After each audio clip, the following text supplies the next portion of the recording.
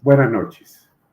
Siguiendo con este importante ciclo de conferencias organizado por los posgrados de la Universidad Católica de Colombia, liderado por la doctora Paula Ramírez, les damos la bienvenida. Hoy tocaremos un tema que acoge al mundo y es, lamentablemente, las guerras. En un tema complejo que hemos denominado la guerra del Medio Oriente y las competencias de la Corte Penal Internacional.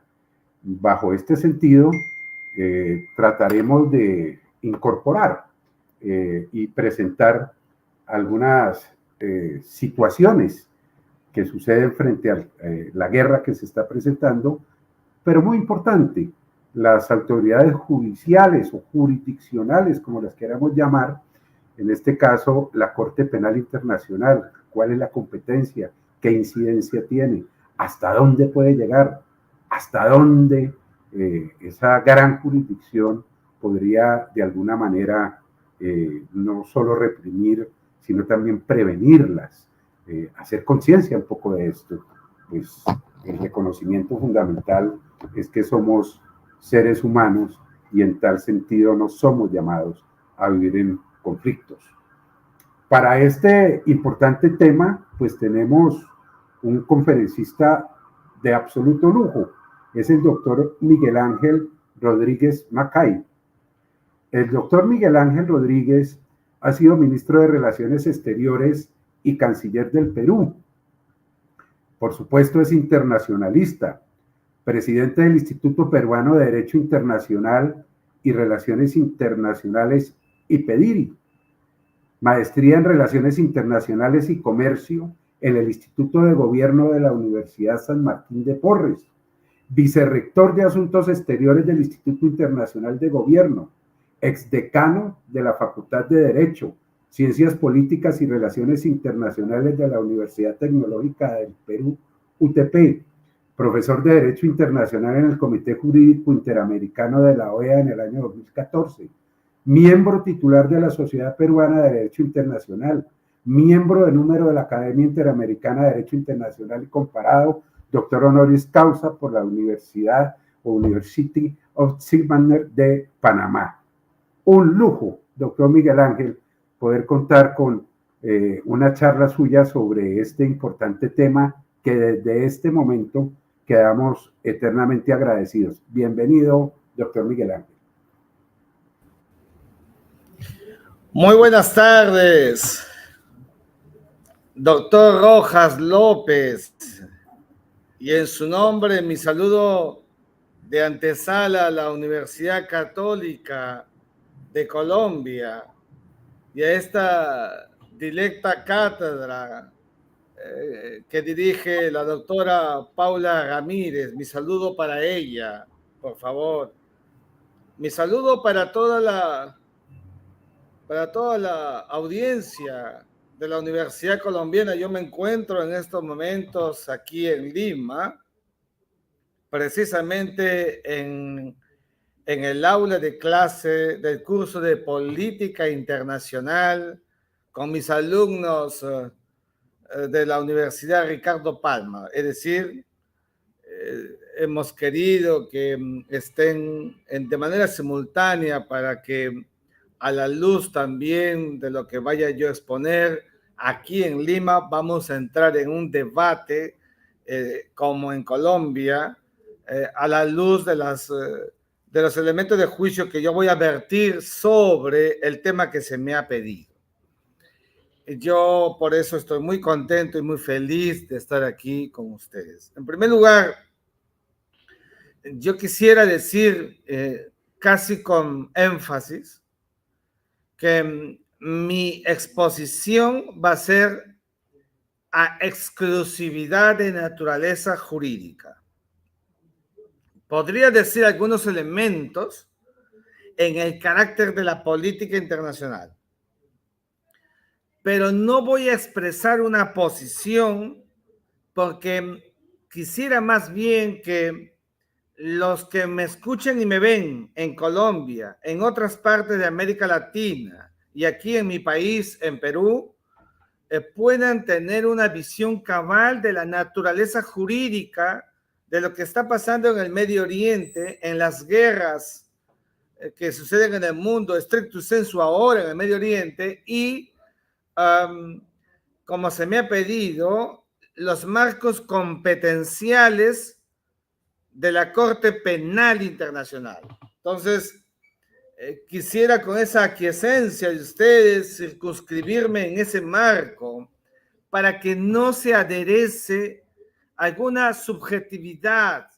Quiero, como lo hago aquí en la cátedra, aquí con mis alumnos de política internacional y con los de Colombia, donde volveré pronto, ser muy claro y muy objetivo. En primer lugar, la guerra en el Medio Oriente es muy extensa. Es un concepto muy abierto, porque hay guerra entre Israel y el Hamas, la milicia terrorista palestina que ya no sé si controla, pero operaba desde el año 2006 en la Franja de Gaza, territorio palestino. Hay guerra entre las porciones que se levantan dentro de Yemen, la parte más meridional de la península arábiga, buscando derrocar al gobierno que en estos momentos se encuentra y crea esta suerte de subversión para buscar que haya una nueva porción gubernamental. Hay guerra con el Líbano. Hay incluso la posibilidad de que se abra una, ojalá que nunca se produzca, entre Israel e Irán, que tuvieron hace menos de un mes un proceso con misiles, lanzamiento de misiles de uno y de otro lado. Lo que quiero decir es que el concepto guerra tenemos que mirarlo desde el derecho internacional y también desde el derecho internacional humanitario. Y de otro lado, circunscribirnos a algunos tópicos centrales para tener una luz de lo que está pasando.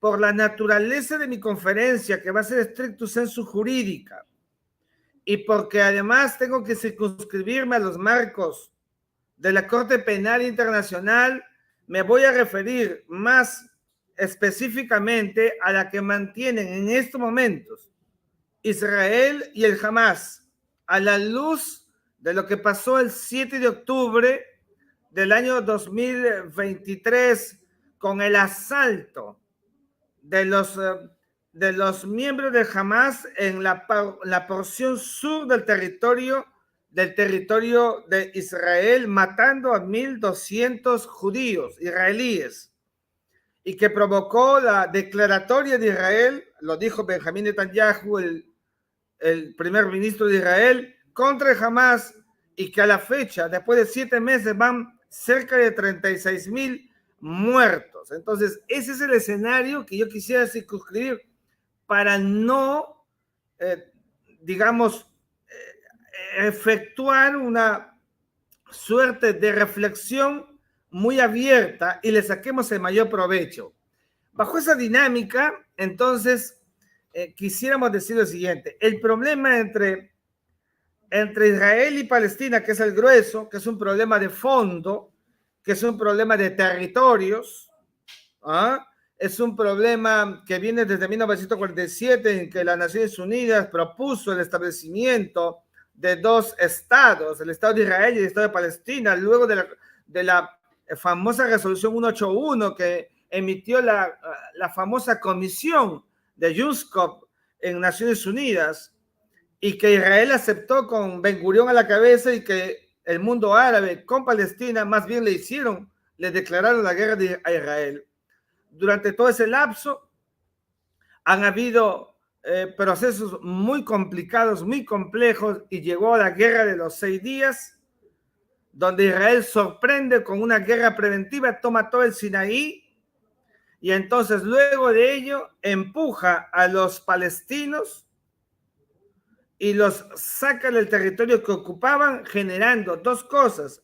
De un lado, los colonos judíos y de otro lado, los refugiados palestinos o árabes. Eso todo lo tenemos que tener claro.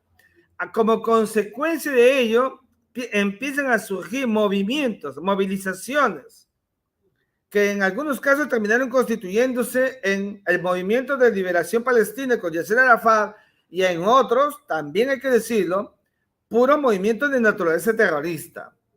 Israel, durante todo ese lapso, la única posibilidad de alcanzar la paz fue en 1993, luego de los acuerdos de Oslo con Yitzhak Rabin, primer ministro, y Yasser Arafat, presidente de la, en ese momento, Autoridad Nacional Palestina, había dejado de ser la OLP, camino a ser Estado palestino. La verdad es que los dos murieron, uno asesinado y el otro dicen que asesinado, envenenado, no se sabe de qué murió. Lo cierto es que no hay interlocutores válidos, y entonces, cuando vino los procesos democráticos o de elecciones en Palestina, en la porción de Cisjordania, donde está Ramallah, lo controla el presidente Abu Mas, pero la zona de la Franja de Gaza terminó controlándola el Hamas. Desde entonces el Hamas prácticamente ha hecho lo que ha querido en la porción de la Franja de Gaza. Y entonces así se explica por qué ha llegado este momento de la guerra.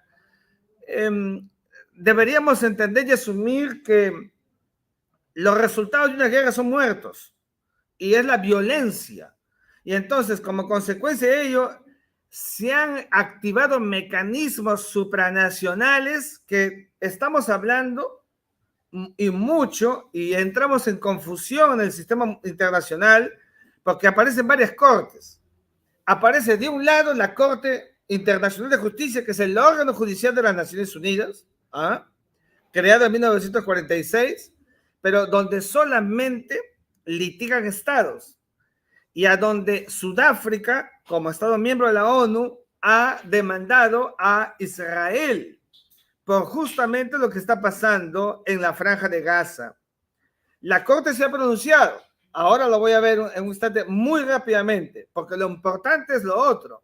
Hay otra Corte que no tiene nada que ver con las Naciones Unidas, que es la Corte Penal Internacional. Y que esta Corte Penal Internacional, de la cual son signatarios 123 estados del planeta, y que es justamente el desarrollo punitivo individual al que ha llegado la sociedad internacional, pues ha imputado responsabilidad objetiva a algunas personas, porque en esta Corte no son estados, sino a personas, a diferencia de la Corte Internacional de Justicia, que es estados. Y también en el marco de la guerra entre Israel y el Hamas. Y entonces, claro, entonces nos encontramos con dos cortes, una de estados y la otra de personas. Yo no voy a mirar la Corte Internacional de Justicia, que ya se ha pronunciado preliminarmente al decir que la imputación de Sudáfrica como Estado miembro de la ONU sobre Israel por el delito de genocidio, preliminarmente, subrayo, la Corte Internacional de Justicia con sede en La Haya ha dicho que por lo menos hasta ahora no hay genocidio, pero que en la última decisión le dijo a Israel, para la mano, alto el fuego, decidió. Israel no ha hecho caso, y que no garantiza que al final del proceso, mirando las cuestiones de fondo, pueda haber una confirmación por parte de la Corte de lo que se viene diciendo, de lo que extramuros de la Corte Internacional de Justicia se dice, se cree que podría haber finalmente la imputación por genocidio. Eso no lo sabemos, y no prejuzguemos y no hagamos ningún tipo de conjetura que no sea jurídica.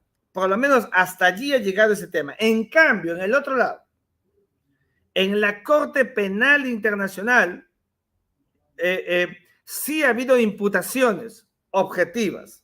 Y ahí quiero referirme preliminarmente a lo siguiente. Primero, que la Corte Penal Internacional es una instancia jurídica de naturaleza supletoria, complementaria.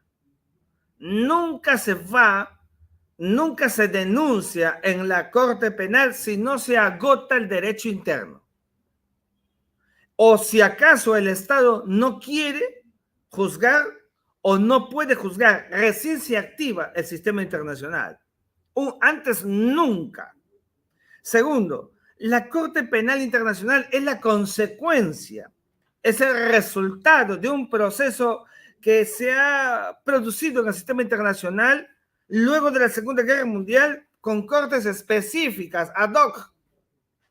Las más conocidas, luego de la Segunda Guerra Mundial, el Tribunal de Nuremberg y el Tribunal de Tokio para los casos stricto sensu de los criminales nazis que fueron juzgados, sentenciados y ahorcados por el Tribunal de Nuremberg. Y la Corte de Tokio, las dos. Luego han habido otras más, como para el caso de Ruanda, donde sí hubo genocidio, país africano, más de 800,000 personas muertas, no vamos a entrar allí, se creó una corte. ¿Quién la creó? El Consejo de Seguridad de las Naciones Unidas. Luego, la Corte para la ex Yugoslavia. ¿Quién la creó? El Consejo de Seguridad de las Naciones Unidas, que tiene el monopolio del uso de la fuerza en el mundo. Y luego se dijeron, pero ¿cómo es posible que se tuviera solamente cortes específicas? Mejor creemos, hay que crear una corte permanente. Una corte que tenga un proceso de vigencia a todo momento, a todo rato, para ver situaciones en diversas partes del mundo. Y se crea la Corte Penal Internacional en 1998 con el famoso Estatuto de Roma, que es el tratado constitutivo de la Corte Penal Internacional. Esta corte, este estatuto que crea la corte sale de las entrañas del estatuto. En verdad es uno de los más grandes avances, siempre lo digo en la clase y mis alumnos me están escuchando acá, de los más grandes avances del derecho penal internacional porque individualiza la responsabilidad penal. ¿Qué significa eso en buen cristiano? Que en la Corte Penal Internacional, primero, no se juzga países, estados. Segundo, no se juzga empresas, no se juzga personas jurídicas, a personas como cualquier otro ser humano, personas naturales, de conformidad con las reglas establecidas por la Corte Penal Internacional. ¿Y con qué objeto se creó? Para evitar la impunidad, para evitar que quede sin castigo. Pero otra vez, así como no voy a ver todas las guerras del Medio Oriente, en el caso de la Corte Penal Internacional, tampoco ve todos los delitos del mundo, o todos los delitos que puedan haber. No, solamente 4. 1, el delito de genocidio, al que me he referido hace un rato. 2, delito de lesa humanidad. 3, delitos o crimen de guerra. Y 4, agresión. 4. Nada más que 4. La Corte tiene competencia, es decir, capacidad para imputar, para investigar, para juzgar y para condenar bajo estos 4 actos típicos del derecho penal que acabo de referir como delitos y están en el Estatuto de Roma. Que hay otro delito más, cualquier otro no es parte de la Corte. Eso se llama competencia. La Corte tiene 2 cosas, competencia y jurisdicción. La jurisdicción y la competencia. La jurisdicción es la prerrogativa que tiene la Corte Penal Internacional para poder tener aprehensión sobre personas que hayan cometido los delitos que acabo de referir. Y la competencia es eso. Ese atributo se materializa en tener la capacidad de jure para poder juzgar. Esto es muy importante.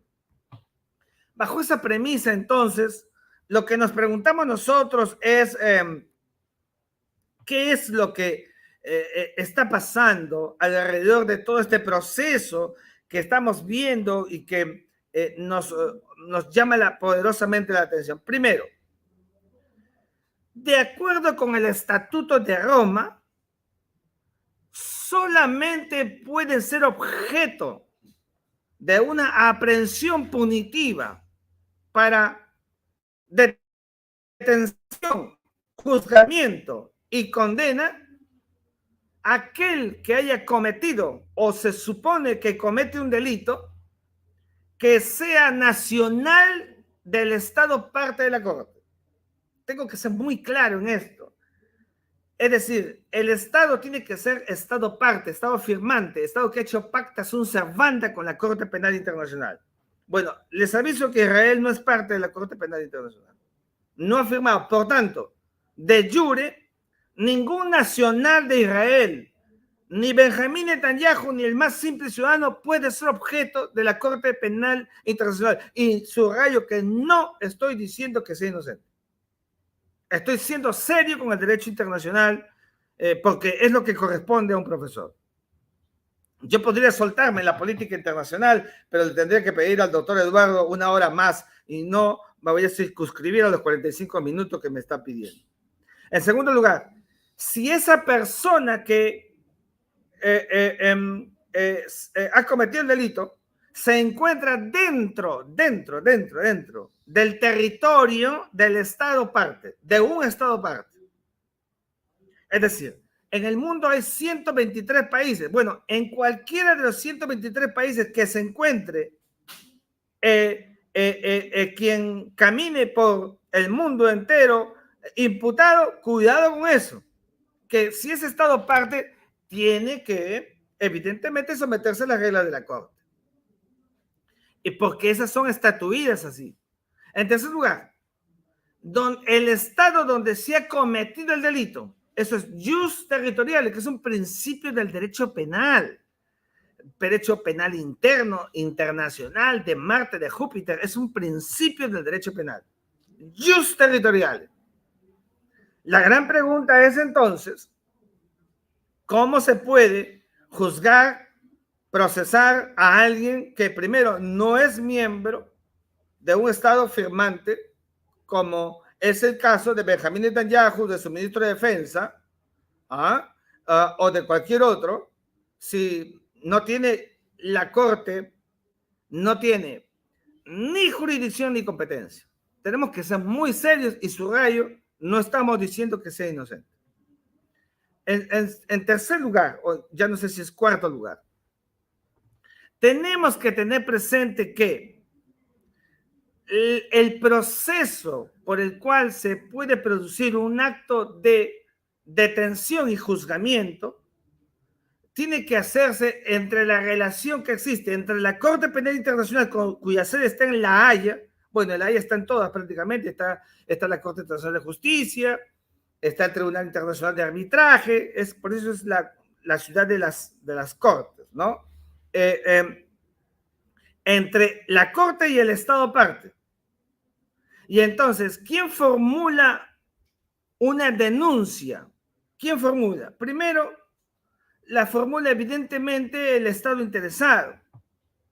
El Estado interesado en que el imputado sea objeto precisamente de la Corte Penal Internacional, donde se haya agotado el derecho interno o derecho nacional.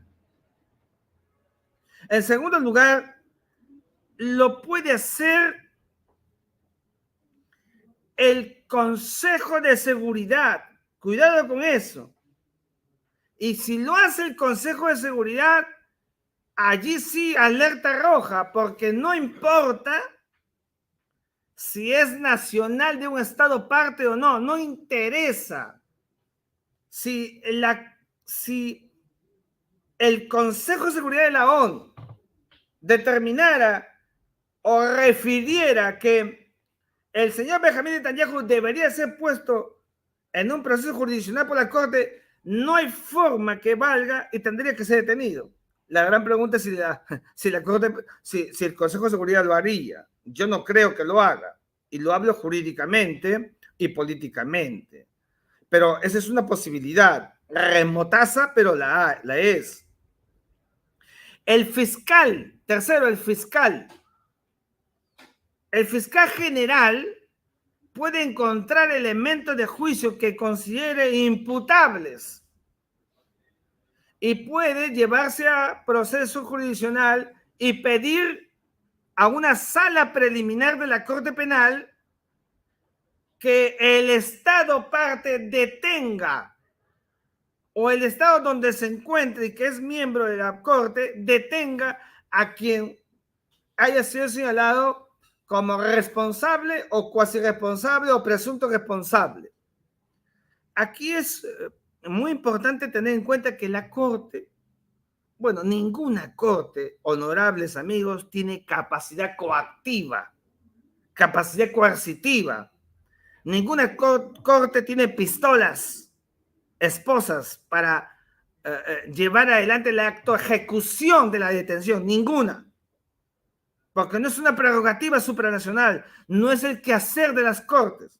Eso lo hace el Estado parte, que tendría que detenerlo a través de una comunicación que una vez que el fiscal le dice a la sala preliminar a través de la Secretaría de la Corte lo traslada al Estado y este tiene que detener al presunto responsable. No es fácil el proceso entonces. Y si acaso ese proceso se hace, evidentemente GC tendrá que ser llevado in pectore físicamente a la propia sede de la Haya, el de la Corte, y ser metido en los calabozos en la Haya para que sea juzgado por una sola razón. No existe juzgamiento a distancia. No hay posibilidad para que en el derecho penal internacional se juzgue a una persona sin que esté presente. Podrá haber un proceso en causa, pero mientras no exista la persona físicamente en el lugar del juzgamiento, no puede haber juicio, porque la naturaleza del derecho penal es justamente in pectore, materialmente in pectore, personalísimo. No es fácil entonces lo que está pasando en el marco de lo que estoy refiriendo en el sistema internacional. Algunos dirán, a la luz de las imputaciones que hay en el mundo se ha creado, yo no voy a tapar los ojos de que se ha creado una animadversión por lo que está haciendo Israel, que a mí me parece muy abusivo, porque su legítima defensa de Israel se le acabó al poco tiempo de haber respondido a la incursión de los miembros de Hamas que masacró a 1.200 judíos. Y la respuesta de Israel, que también masacró, ¿no es cierto?, en Gaza y que arrinconó hasta la zona de Rafah, donde se encuentran actualmente los gazatíes. Bueno, esa legítima defensa acabó hace tiempo. Tanto acabó hace tiempo que el propio Benjamín Netanyahu ha tenido una crisis de gabinete que la tuvo que deshacer, digo, el gabinete, y ha tenido y tiene mucha, digamos, oposición al interior de Israel. Y él mismo se ha creado toda una atmósfera internacional como un político desgastado que nadie lo quiere. Ya hemos visto los estudiantes universitarios en diversas partes del mundo. Entonces, bajo esa premisa, nosotros, los internacionalistas, los juristas, los hombres de derecho, no nos contaminamos. En el sentido estricto, no nos dejamos llevar por eso y tratamos de ser lo más juiciosos posibles para no desorientar y ser lo más pegados al derecho internacional. Bajo estas premisas, entonces, ¿qué es lo que podríamos tener al frente? ¿Qué es lo que podríamos dilucidar? Una Corte Penal Internacional que no solamente pide la detención, el arresto de Benjamín Netanyahu, como yo lo hice con Vladimir Putin, cuidado con eso. También lo he hecho con el líder del Hamas. El tema con Hamas es que ahí hay un acto diferente. Palestina sí es miembro del Estatuto de Roma. Y como Palestina es miembro del Estatuto de Roma, la situación de un nacional de Palestina es más complicada. Claro, seguramente alguien de Israel podría decir, bueno, allí se quedarán callados porque para Israel Palestina no es un estado, pero o es un cuasi-estado, por lo menos en las Naciones Unidas no es un estado miembro pleno. Se pide que lo sea, pero no lo es. Y me preguntaban temprano, a propósito de la conferencia que estoy dando en estos momentos para Colombia y toda América Latina y para Perú, me preguntaban que cómo era posible, ¿no es cierto?, que pudiera solventarse una situación como esta, ¿no?, para una imputación objetiva respecto de un primer ministro como el primer ministro de Israel, si acaso no están los presupuestos del derecho internacional puestos en el marco de la jurisdicción y la competencia. Bueno, en esa sazón hay que reiterar y decir que La única posibilidad que existe es que Israel sea Estado parte. Israel no es Estado parte y el señor primer ministro de Israel por lo menos puede salir a diversas partes del mundo. De los 123, restemos a los 193, ¿cuántos países quedan? Como 50 o 60 que no son parte de nada de la Corte Penal Internacional, por donde por lo menos podría caminar con tranquilidad. La verdad es que un jefe de Estado en funciones es muy complicado y muy complejo que sea objeto de una corte, de una aprehensión por la Corte Penal. Nicolás Maduro está sometido a una imputación objetiva por una denuncia de la Corte Penal Internacional. Que está en el cielo, el expresidente de Chile, Sebastián Piñera, también lo fue. Pues sí, así pasó, lo fue. Pero también han estado y procesados Muammar Gaddafi, que fuera presidente de Libia. Cuidado con eso. Y aquí en el Perú ya se habla, se quiere, se dice de manera, a mi juicio, irresponsable, de querer imputar a la presidenta de la República, a algunos ministros y a algunos jefes militares o a todos los que participaron en los procesos que produjeron o que como consecuencia tuvo la muerte de 60 personas. Entonces, los que están en actividad, los que cumplen ejercicio de funciones, es muy difícil que sean aprehensibles por la Corte Penal Internacional porque están revestidos de esa protección inmanente como jefes de Estado. Normalmente esto suele pasar cuando dejan el cargo y entonces se convierten en vulnerables. Una cuestión significante que tiene un proceso ante la Corte Penal Internacional, y en esto que tenemos que ser muy serios, es que es ultraactiva. ¿Qué significa eso, doctor Rodríguez Mackey? Que solamente será objeto de una aprehensión punitiva por la Corte Penal Internacional a aquellos delitos de los 4 que he referido. Repito, genocidio, crimen de guerra, lesa humanidad o agresión, luego de que entrara en vigor el Estatuto de Roma. Ese es el principio de temporalidad del derecho penal internacional. Tenemos que ser muy serios. Principio de temporalidad, subrayo, porque aquí en el Perú es coyuntura. Lo hemos discutido con mis alumnos en clase que me están escuchando y viendo. Es decir, la ley es hacia adelante, solamente retroactiva si acaso va a beneficiar al reo. ¿Por qué lo digo? Porque el principio de ultraactividad de la norma punitiva solamente garantiza que se cuide y se proteja la calidad volitiva e íntegra del ciudadano que es objeto de una aprehensión por parte de una acción por parte de la Corte Penal Internacional. Los delitos anteriores no son objeto de un proceso jurisdiccional internacional, porque solamente desde el momento, primero, que es vigente y segundo, desde que se hace responsable.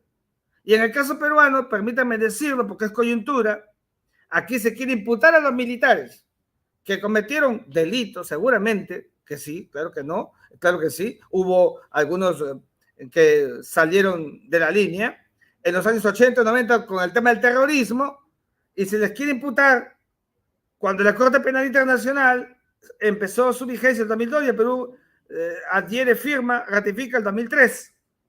Entonces todo eso no se puede hacer pues porque es anterior. ¿Y anterior qué cosa? La comisión del delito, en el caso peruano, ni siquiera fue por lesa humanidad, sino por homicidio calificado. No existía lesa humanidad. No hay retroactividad. O si quieren, hay irretroactividad, que la norma no puede retroceder. En el caso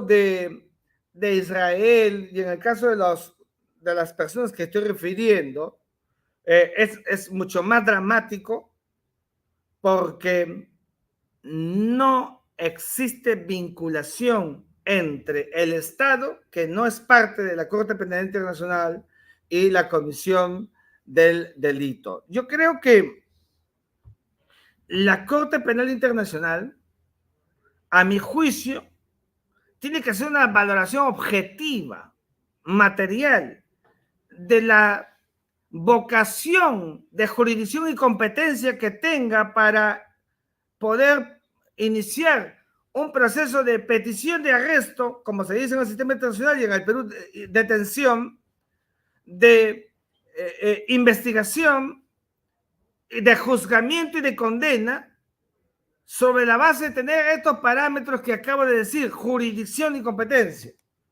Si eso no lo tiene, es muy complicado, muy difícil.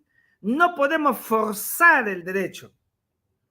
En el caso de Israel y en el caso de otros actores visibles que han sido imputados,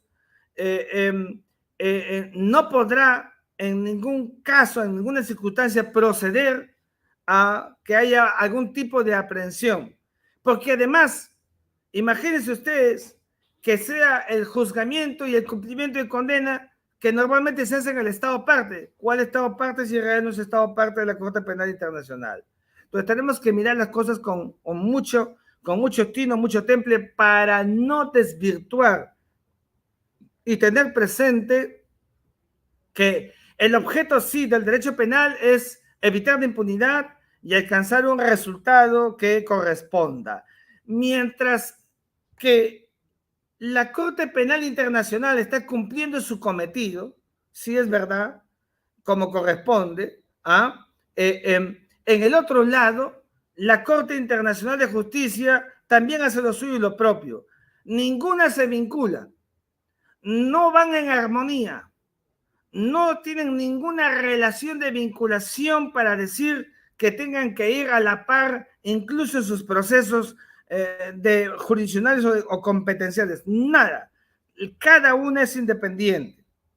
Y lo digo esto porque se viene sosteniendo y diciendo, y ahora entonces que la Corte Penal Internacional pide la incriminación individual, ¿cómo terminará siendo entonces la demanda que existe sobre Israel? Son dos cosas totalmente distintas. Yo sí creo que a la luz de lo que está pasando en la Franja de Gaza, por eso digo con mucha objetividad, que no encuentro delito de genocidio, sí encuentro crimen de guerra.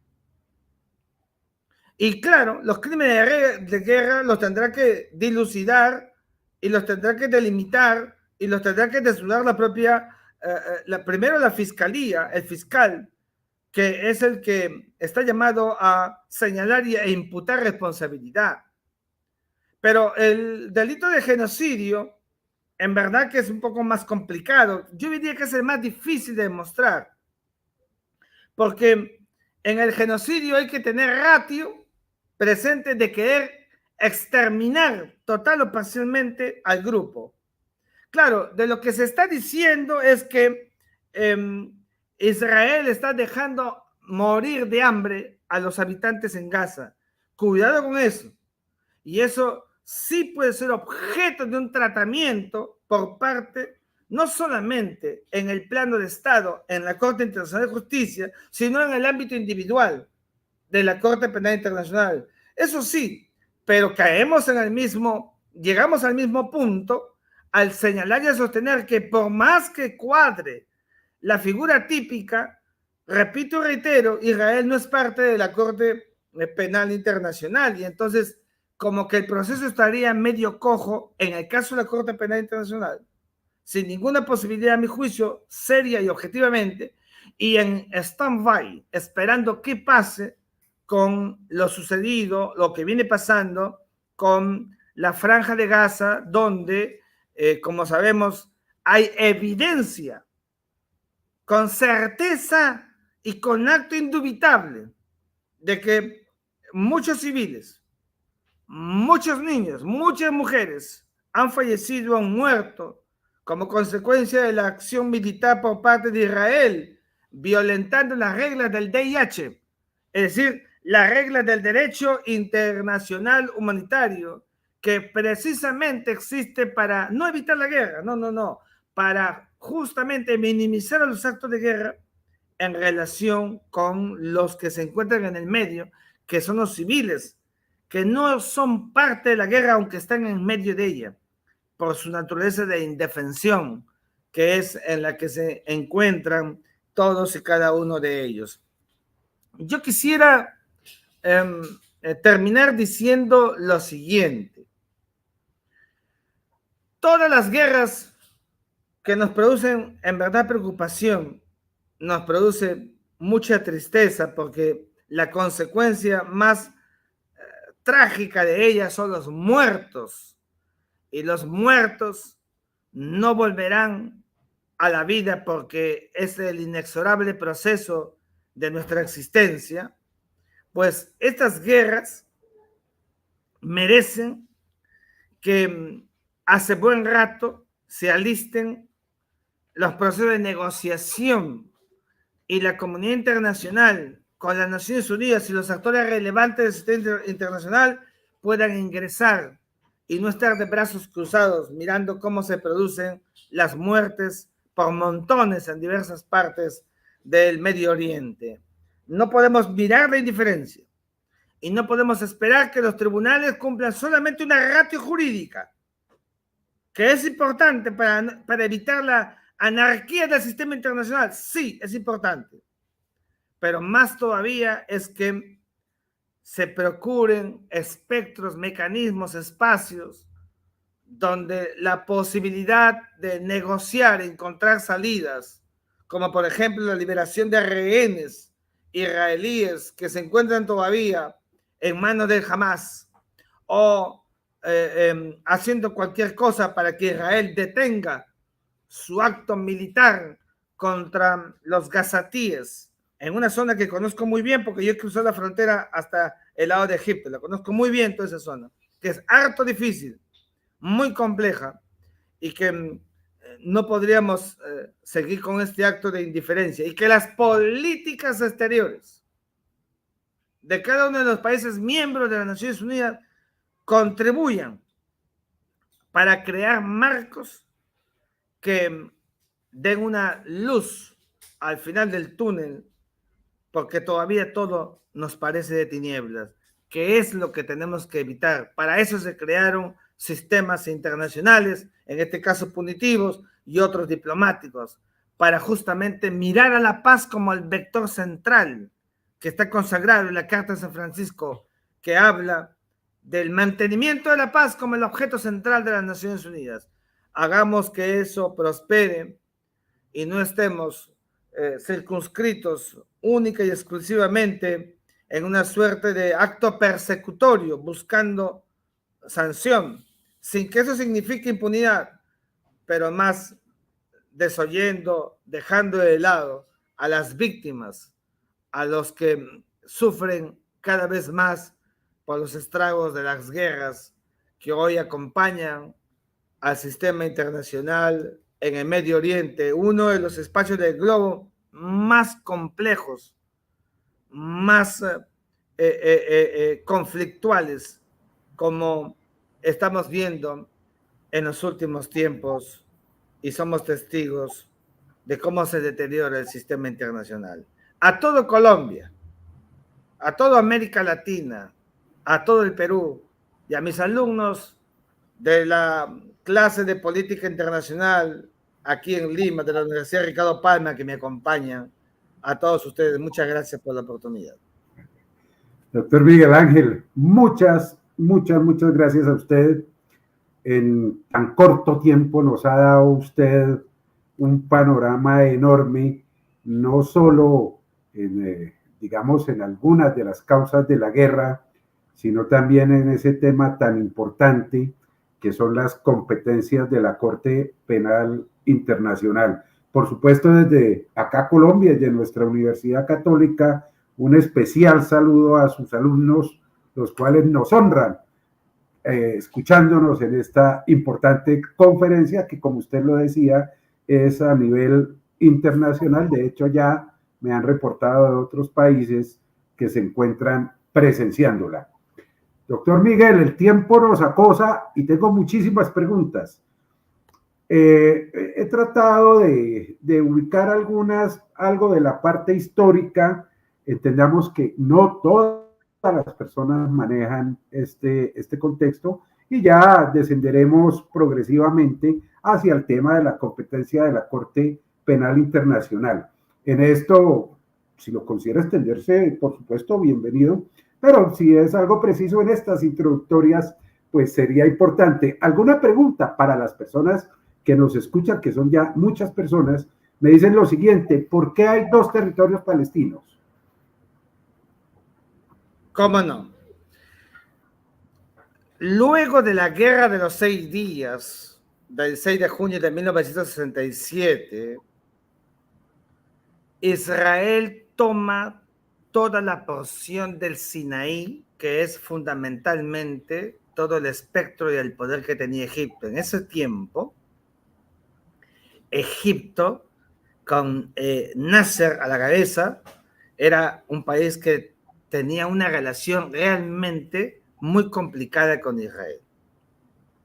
Solamente 10 años después se alcanza una paz y Anwar el-Sadat viaja hasta Israel y da un discurso en la Knesset, y un año después se produjo su asesinato en el Cairo en un desfile militar, aquel 1 de abril del año 80, como todos nos acordamos. Y entonces, cuando Israel debe devolver, retirarse por la presión internacional, incluso el propio Reino Unido de Gran Bretaña y Irlanda del Norte, lo que tiene que hacer Israel es empezar la retirada, y al devolver territorios, en el estricto senso, la zona del territorio de Palestina, que siempre he dicho, la Palestina es tan árabe como tan judío, porque Jesús de Nazaret fue un judío y nació en Belén, que es árabe. Eso no terminan de entenderlo. Cuando caminaba yo por las calles de Belén, totalmente árabe, y fui a adorarle, a rezar a la Virgen María, a venerar a la Virgen María, porque ahí había dado a luz a Jesús de Nazaret.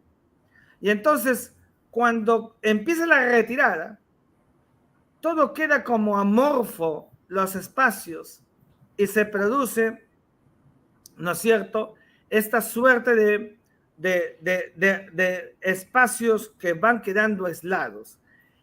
Y Egipto se eleva, a mi juicio, elevación, y se deshace, entrega Gaza, la franja de Gaza, que era egipcia, a Palestina. Y allí es donde esa porción de la franja de Gaza, que también he pasado por allí, está separada pues de la otra zona de Cisjordania, y en el medio está Israel. Y es una cosa curiosa porque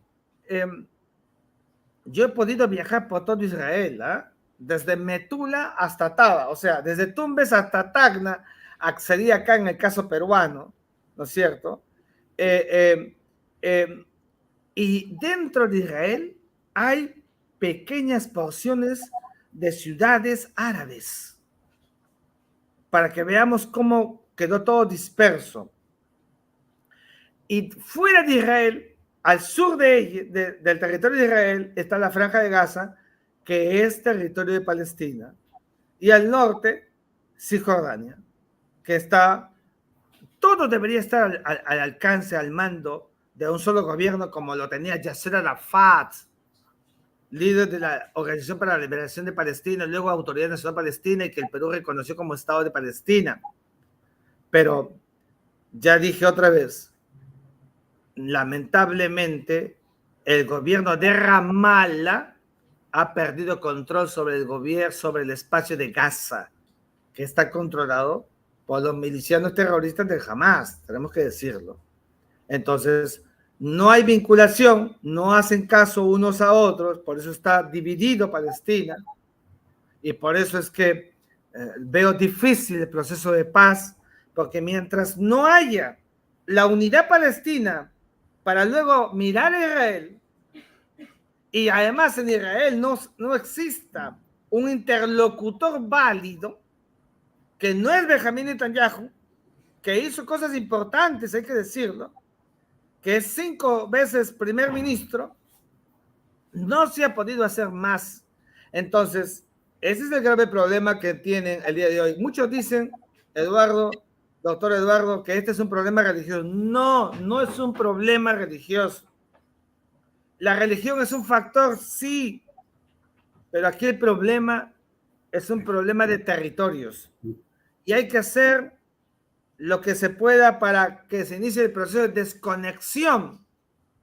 Ese proceso de desconexión, no digo de todos los territorios porque va a ser imposible, pero por lo menos de aquello que pueda permitirle a los palestinos recobrar la dignidad que perdieron cuando fueron puestos al otro lado como refugiados y en algunos casos como apátridas, que es contrario a las reglas del derecho internacional. Doctor Miguel, pero digamos, ¿qué se pretendía con la guerra de los 6 días? ¿Israel qué pretendía? ¿Cómo no? El problema es que en el año 47, una vez que se da la resolución del 29 de noviembre, la resolución 181, que sugiere, que recomienda, la ONU no obliga, no puede hacerlo, la creación de 2 estados, los palestinos no aceptan. Yo siempre dije que eso fue un error de Palestina, de los árabes. Y entonces Israel siente que con la declaratoria de guerra que le hicieron el mismo día que también acaba el mandato británico de la Palestina, entonces se ven en un marco de inseguridad permanente con el mundo árabe que había recreado el panarabismo, la fortaleza árabe de mirarse todos como una unidad que yo siempre reclamo el día de hoy, pero que no existe. Han habido algunos países que han hecho cosas buenas para que la unidad árabe recobre espacios, como Marruecos y otros más, ¿no? que han apoyado mucho ese proceso. Pero, y entonces Israel se vio con un mundo árabe que lo único que quería era deshacerse, extinguir, desaparecer de Israel. Tanto así que Irán, que no son árabes, sino son persas, en la constitución política dice que el objeto central es la extinción del Estado de Israel. ¿Qué hicieron entonces los israelíes? Prepararse militarmente y se convirtieron en una gran potencia militar apoyado por Estados Unidos de América, un país pequeño que es el tamaño de Ica, y pudieron enfrentar, y hoy son una superpotencia militar. Entonces lo hicieron en el proceso de que antes que los árabes les provoquen un acto de sorpresa, ellos se adelantaron en un acto de guerra preventiva que he dicho que Rusia aprendió de Israel, porque también Rusia se mete en Ucrania sin que haya habido casus belli, porque se adelantan y sin causa para una guerra. Es contrario al derecho internacional, como lo ha hecho también Estados Unidos cuando se metió a Irak, más allá de que acabó con Saddam Hussein, sobre cuyas premisas todos podemos estar de acuerdo. Brillante usted, doctor Miguel. Absolutamente brillante. Me tiene encantado. Doctor Miguel Ángel, las intifadas, las rebeliones palestinas en Cisjordania y Franja de Gaza, ¿la ONU hizo algo por acabarlas? Sí. ¿Qué hizo? A ver si capté bien la pregunta. ¿Te refieres a últimamente o en el proceso? Yo creo que tratemos de centrar un poco últimamente, porque es que tengo una cantidad de preguntas, quiero perderlas. Mira, doctor Eduardo Rojas, yo vengo de las Naciones Unidas, estuve el año pasado, he estado varias veces, pero estuve el año pasado, el mismo día que se produjo la arremetida del Hamas, era 7 de octubre, yo ya estaba como una semana en Nueva York y tenía por adelante. Estuve y viví con otros colegas que estuvimos en Naciones Unidas, cruzamos la pista y vimos los movimientos que se hacían en el marco de la ONU. Y yo saqué una columna que aquí en Expreso, que salió para todos, y donde dije lo que voy a volver a decir. La ONU necesita tener carácter.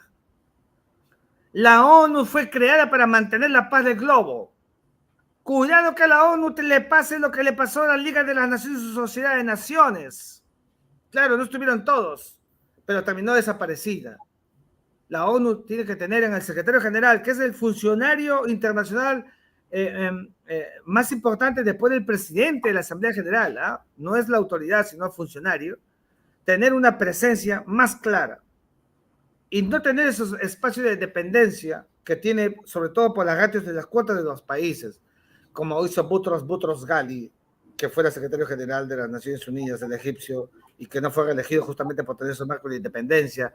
Pero creo que las Naciones Unidas, que tiene el manto de la paz, debería usar toda esa instrumentalización y debería, por ejemplo, reactivar, una vez que se produzcan estos procesos internos de Palestina que ya referí y de Israel que ya referí, para que el Cuarteto de Madrid, por ejemplo, pudiera volver.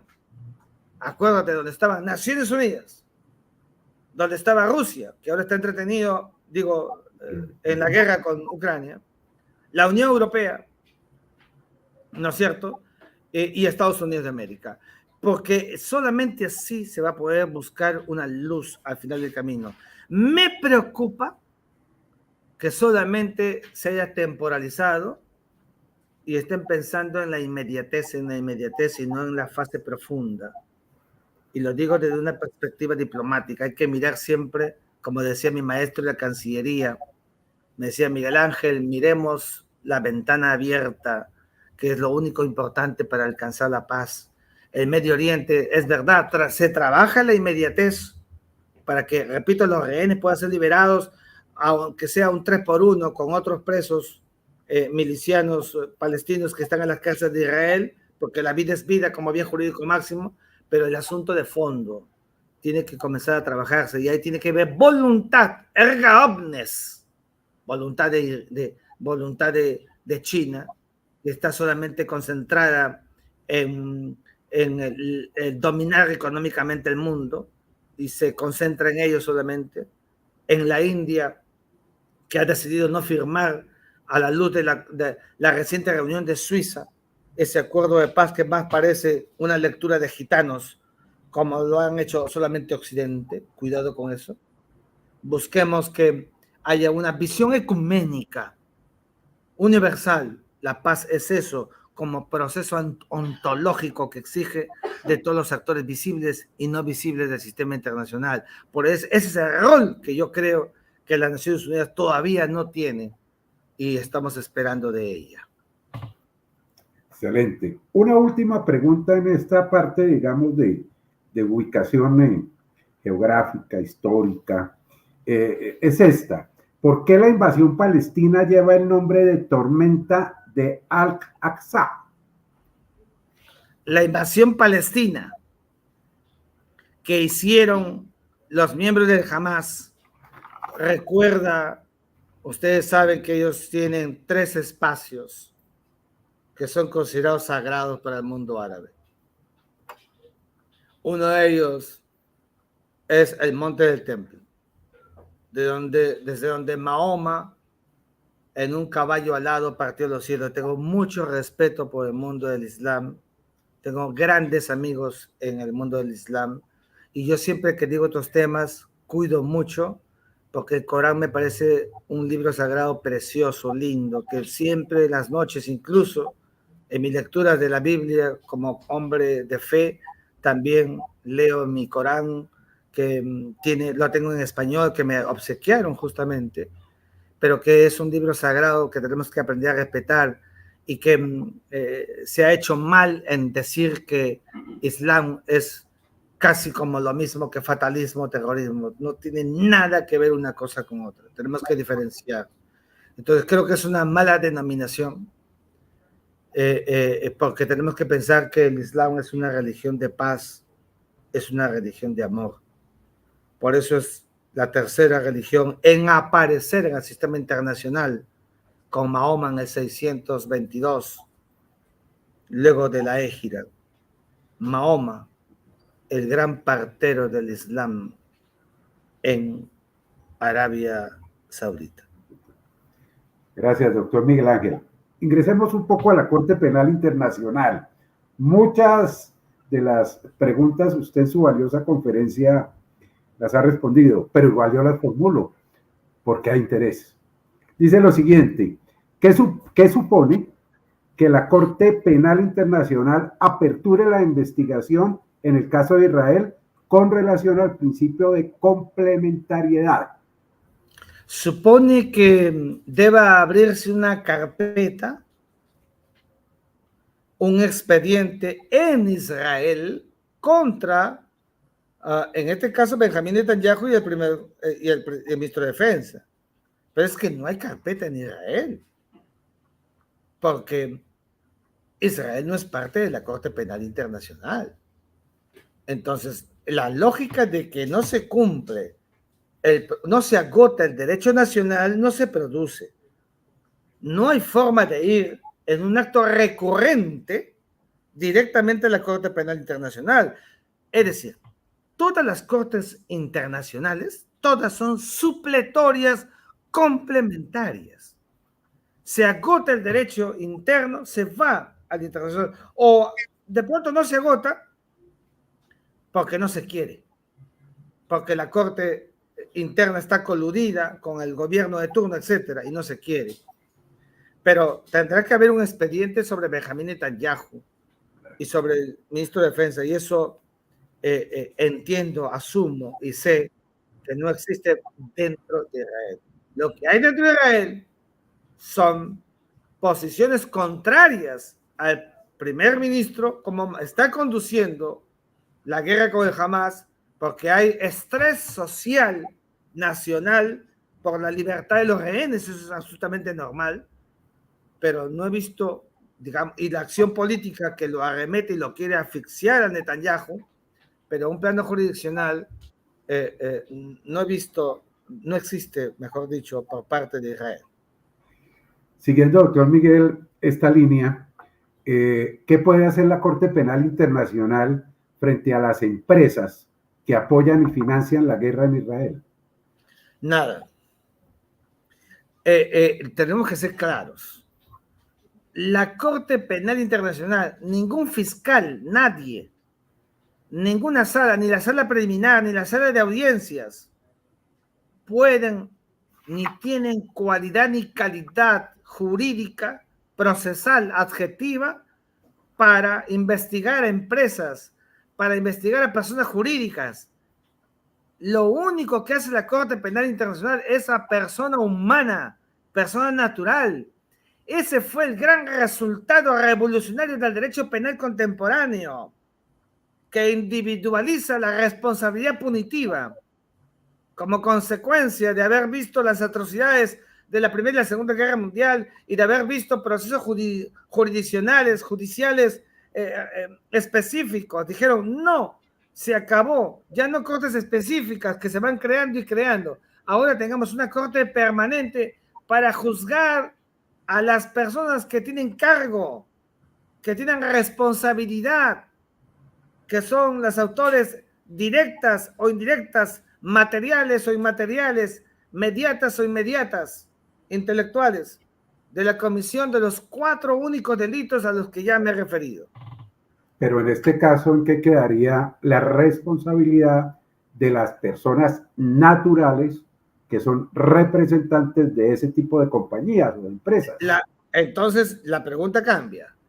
La persona natural de esa empresa sí puede ser objeto de acción punitiva por parte de la Corte Penal Internacional, pero no la empresa. Excelente. Muy bien. Doctor Miguel, ¿a su criterio están o no están dados los elementos del crimen de genocidio en el caso de Israel? Bueno, yo escribí una columna aquí en Perú, en el portal de Montonero, que me gustaría luego mandársela, donde dije preliminarmente que no encontraba los presupuestos punitivos ni una construcción de tipicidad como para sostener que había genocidio. Y puse énfasis para decir que eso no significaba que Israel o que Netanyahu estaban libres de polvo y paja. No. Lo que estaba diciendo es que el delito de genocidio supone animus decandi, acto premeditado, de querer eliminar sistemáticamente a un grupo social, a una raza, eliminarla. ¿O se elimina o no se elimina? Dentro de Israel hay árabes. También los hubieran eliminado, pues. O sea, ¿se elimina o no se elimina? Cuando hubo un ataque en un hospital en Gaza, puse ese ejemplo para explicar que no era genocidio. La intención de Israel, lógica intención, era deshacerse de los miembros de Hamas que estaban dentro de un hospital camuflados entre médicos, enfermeras, pacientes enfermos. ¿Qué hizo Israel de manera irresponsable? Lanzó un bombardeo y mató a todos. Pero no los mató por raza, sino porque quería matar a los miembros de Hamas. Por eso es que no los libero de responsabilidad punitiva, pero no por genocidio. Perfecto. Eso es lo serio. No por genocidio, sí por crímenes de guerra, crímenes de lesa humanidad. Ya veremos. Ya veremos. No es objeto de la clase, de la sesión el día de hoy. Pero quiero decir que cuando mata a todos, no está buscando deshacerse de todo, de la raza como tal. Entonces, porque no se llega al punto central de lo que significa el genocidio. Ahora, no me lo ha preguntado, pero yo lo voy a decir. Sin embargo, últimamente, Israel está dejando morir de hambre a la gente, a los habitantes en Gaza. Los deja morir de hambre. Y yo digo que en ese caso todavía no se configura genocidio porque está buscando, digamos, por el hambre que salga lo de Hamas, que broten, porque esa es la desesperación de Israel, encontrar miembros de Hamas, deshacerse de Hamas y controlar Gaza, por lo menos momentáneamente. Si ese es el método de Israel, es un método muy malo, muy perverso, cuyo acto punitivo no será genocidio, sino crimen de guerra, sino de lesa humanidad, porque es un acto sistemático, eso sí, pero la vocación del acto deliberado de querer acabar con la raza como quisieron acabar con los judíos durante la Segunda Guerra Mundial, que sí fue un genocidio, un holocausto, no se ha configurado. Y por eso es que la Corte Internacional de Justicia, doctor Eduardo, la otra corte, volvemos a la otra corte, de manera responsable, ¿qué cosa le dijo Israel en su fallo preliminar? Le dijo esto, miren, dijo esto. Israel, te obligo a que evites que se produzca un genocidio. Te obligo a que evites que haya genocidio, con lo cual está confirmando que para la corte no hay todavía genocidio. Y digo todavía, porque no podemos saber qué cosa puede haber. El número de muertos no se debe traducir como sinónimo de genocidio. Eso es otro error jurídico. El genocidio no se mide por el número de muertos. Se mide por la intención, como pasó en Ruanda con los Tutsis y los Hutus. Intención de eliminar a la raza, eliminarla, acabar con todos. Y es muy difícil que se pueda entender esto si acaso uno no se libera de una situación, por cierto, comprensible, de animadversión hacia Israel. Y yo creo que Israel tiene el derecho de vivir en paz. Lo he dicho siempre. Pero los palestinos tienen derecho también de vivir con dignidad y recobrar los espacios territoriales que les corresponde. Y los dos tienen que elevarse, porque no podemos vivir con 70 años más de la manera como hasta el día de hoy vive el sistema internacional. Qué bien, doctor, interesante. Doctor, una pregunta. Las órdenes de detención que pueda librar la Corte Penal Internacional, que sin lugar a dudas, pues es un importantísimo paso para lograr la justicia, ¿son eficaces? ¿Pueden materializarse? ¿Qué piensa de eso usted? Muy poco, casi nada. Mire, ¿saben cómo se detiene una persona? El fiscal formula el acto de la denuncia, encuentra elementos de juicio y los lleva a la sala. La sala preliminar le dice al secretario de la corte, mire, fulano de tal, señor de tal, está imputado. Pido que se traslade al gobierno del estado parte para su detención en el Perú, arresto en otro país. El Estado Nacional tiene capacidad coactiva y coercitiva que no tiene la Corte. Ninguna Corte, ni la Corte Internacional de Justicia, ninguna.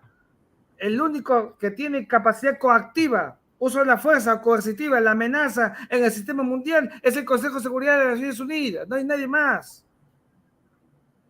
Entonces, le dice al Estado parte, el Estado parte lo detiene acá, en el Perú sería detención, en otro país arresto, y luego hay que llevarlo a la Corte Internacional, a la Corte Penal Internacional en La Haya, meterlo en los calabozos y ahí juzgarlo, porque no hay, como dije al comienzo, proceso de juzgamiento a distancia, virtual. No existe eso, no existe. Y esto supone, en la doctrina del derecho penal internacional, el acto colaborativo del Estado parte para poder llevar a este objetivo y no aparezca la Corte como si fuera una Corte, digamos, de solamente vitrina. Tiene que materializar, tiene que efectivizarse para que también se legitime internacionalmente. Muy bien, me envían una pregunta, quiero leerla completa. Dice así: todos los estados deben respetar la legitimidad de la Corte y abstenerse de todo intento de intimidar o presionar a sus magistrados para que estos puedan realizar su trabajo con plena independencia e imparcialidad. ¿Cómo lograrlo? Bueno, en verdad que eso es muy complicado. Primero porque esa obligación, si yo la vuelvo materiales para todos los estados parte, que son 123. Los estados que no son parte dicen muchas cosas. Y ya, por ejemplo, a los jueces de la Corte les llega el bullying por diversas partes, ¿no? Los atropellan, les escriben, los amenazan. Bueno, en verdad, para esos otros estados que juntamente con los que están en la Corte Penal Internacional, yo les invocaría la Carta de San Francisco, que dice que el fin ontológico es la paz. Entonces, la paz también significa contribuir con el sistema internacional. Pero no se puede hacer más, porque hay situaciones donde el poder no tiene libretos. El poder no tiene moral. Y no digo que sea inmoral, digo que es sencillamente amoral.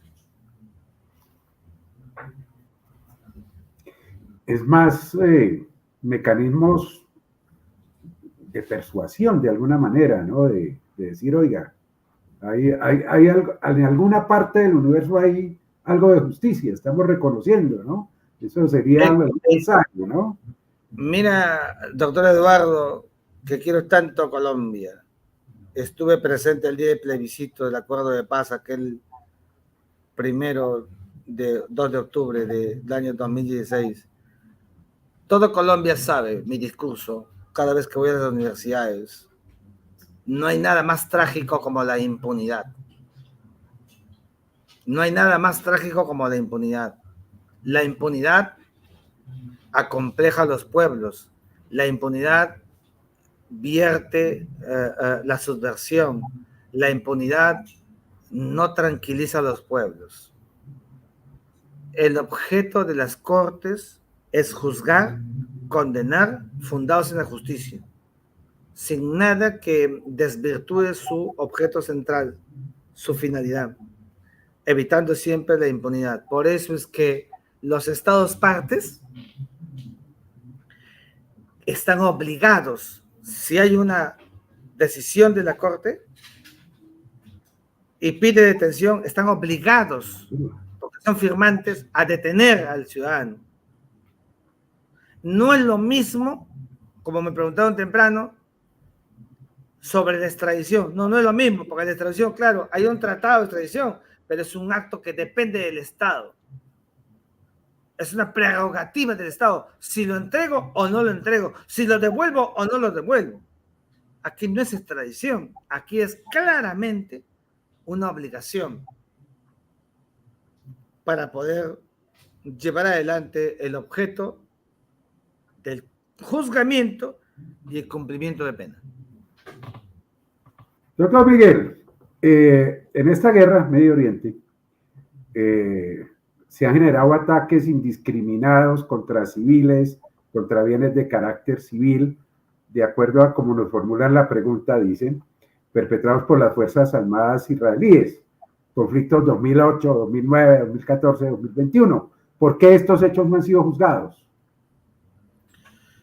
Porque el objeto de la denuncia contra Benjamín Netanyahu o de la demanda contra el Estado de Israel, el primero en la Corte Penal Internacional y el segundo en la Corte Internacional de Justicia, se han circunscrito localizadamente a lo que estamos hablando el día de hoy. Por eso mi intención al comienzo era no soltar más allá del proceso para circunscribirnos. La demanda, en el caso de la Corte Internacional de Justicia, la demanda de Sudáfrica contra Israel es stricto sensu por la guerra desatada el 7 de octubre pasado. Y en el caso del genocidio imputado a Benjamín Netanyahu en la Corte Penal, también por los procesos que se han producido a partir del 7 de octubre. Ese es el marco que se ha creado. No significa que no se haya podido abrir, pero ese es el marco que se ha creado. Dos preguntas para finalizar, lamentablemente, doctor. Una, si se obtiene una orden de detención contra Netanyahu, contra Galán, entendimos plenamente que es el país el que, por virtud, bueno, en el caso de Israel sabemos que no, pero bueno, es el país el que tiene que entregarlo, listo. No lo hace, pero ellos no podrían caminar libremente por fuera del Estado, ¿cierto? ¿O se haría efectiva la detención en cualquier parte del mundo si salieran? No. Solamente los estados partes por donde ande Netanyahu pueden detenerlo. O sea, porque el estado parte, si la corte le dice, ha llegado a tu país quien cometió un delito, puedes detenerlo. Ok. La pregunta es, pues ya dijimos que si, por lo nacional no podrían hacerlo. La pregunta es si lo harán. Es bien complicado. Y segundo, si lo harán, y segundo, Netanyahu irá a un país, estado parte de la Corte Penal Internacional, o se moverá por los otros 60 países que no lo son. O sea, Netanyahu se irá a Estados Unidos, se irá a la India, se irá a la China, ¿no es cierto? Que no son estados parte de la Corte Penal Internacional. Hay que tener mucho cuidado con eso. Y es riesgoso. Augusto Pinochet Ugarte hizo un viaje a Londres. El juez Baltasar Garzón en España pidió su extradición para juzgarlo. Se resolvió por un tema político luego de que Margaret Thatcher levantara el teléfono y le dijera, oye, Tony Blair, que era el primer ministro, ese señor es amigo de Reino Unido. Se acabó y volvió a su casa. Pero eso se decidió políticamente. Lo que quiero decir es que muchos casos del derecho internacional no se resuelven por el derecho internacional, sino políticamente. Que tiene mucho en su naturaleza, además, ¿no? Doctor Miguel, de esas preguntas últimas, pero que siempre son complicadas. Si usted fuera mediador o conciliador en esta guerra de Medio Oriente, ¿qué propondría para tratar de garantizar una paz duradera? O por lo menos una paz, pero que sea duradera, no que para, sigue, ¿qué considera usted o cómo se podría arreglar esto? Mira, Eduardo, como sabes, yo fui ministro de Relaciones Exteriores aquí de mi país. Y aquí en la Cancillería peruana, yo me hice, crecí en Lima con los grandes gurúes de la diplomacia. Aprendí de ellos lo que debe ser verdaderamente un proceso para buscar la paz. Y con los diplomáticos de carrera con los que siempre tengo encuentros, cafés, reuniones, yo les decía a ellos como internacionalista, fíjense, ventana abierta. El Perú, así como fue con un representante, el embajador Arturo García Salazar, fue hasta la Palestina, formando parte de la Comisión de Juncker, para justamente ver el problema en Palestina. El Perú estaba ahí en alto, así como el Perú llevó la tesis de las 200 millas en alto. Si yo estuviera en el lugar que me plantea tu pregunta, hace rato hubiera metido al Perú para que tenga protagonismo, porque en el Perú lo hemos tenido.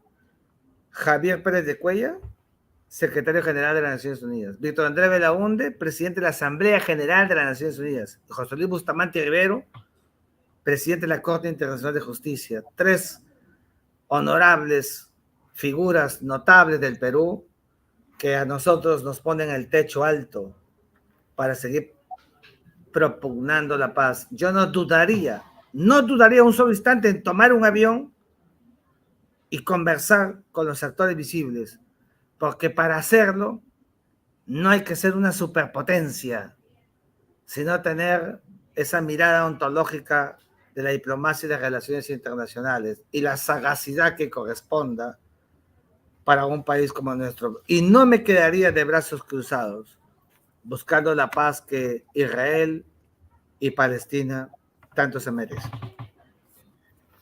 Doctor Miguel, muchísimas gracias. Lamentablemente se me quedaron gran cantidad de preguntas, pero pues nuestro tiempo es limitado por el formato y nuestro canal. En nombre de nuestro rector, el doctor Francisco Gómez, del director general de posgrado, doctor Gilberto Ramírez, de la doctora Paula Ramírez, creadora de esta gran biblioteca digital, la cual queda en YouTube para quien la quiera consultar, de los asistentes, de sus alumnos. Espero que no sea muy difícil la prueba final para sus alumnos, porque tienen un profesor de mucho quilate y cuando hay mucho quilate se puede exigir, por supuesto. Muchas gracias, doctor. Ha sido excelsa, extraordinaria su presentación y esperamos poder volverlo a tener de nuevo en estos rumbos. Muchas gracias a todo Colombia, al rector, al decano, al director y a la intelectual, la doctora Paula Ramírez. Mi abrazo efusivo y para usted también, doctor Eduardo Rojas. Gracias a todos desde Lima, Perú, desde la cátedra aquí de Política Internacional con mis alumnos de la Universidad Ricardo Palma. Gracias. Excelente. Una feliz noche para todos. Hasta luego.